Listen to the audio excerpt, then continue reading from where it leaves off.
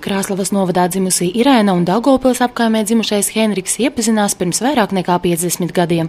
Abi nākuši no daudzbērnu ģimenēm, sūrā bērnība un pēckara gadi likuši agri uzsākt darba gaitas. Tētis strādāja uz dzelzceļa arī, un viņš vienreiz mums stāsta, kad jau mēs visi jau sauguši bijām. Viņš saka, kaut viens bērns būtu dzelzceļnieks. Iznāca, ka es esmu dzelzceļniece. Šī izvēle 0 pilngadību sasniegušajai Irēnai bijusi liktenīga.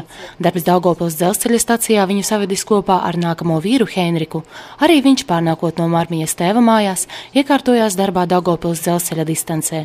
Pēc gadu ilgas satikšanās ar Irēnu, iešanu uz večerinkām un kopīgu strādāšanu, Henriks spēra atbildīgo soli. Es nolēmu jau gadi man, kā jau man bija 29 gadi. Vai 8, jā. Vajag precēties. Es palūdzu, es saku, brauksim uz Rēzekni, sarakstīsimies. Šodien Irēna un Henriks ir mamma un tētis meitai, 2 dēliem un mīļā vecmāmiņa un vectētiņš 6 mazbērniem. Šeit vedekļiņa mani, a šeit dēla kāzas vecākā, mani bērniņi.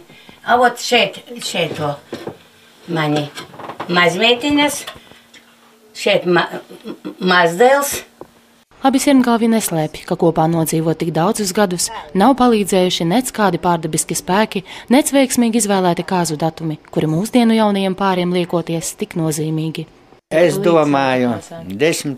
vai to 10., bet svarīgāk ir, lai viens otru saprastu, cienītu un mīlētu un laimīgi dzīvotu.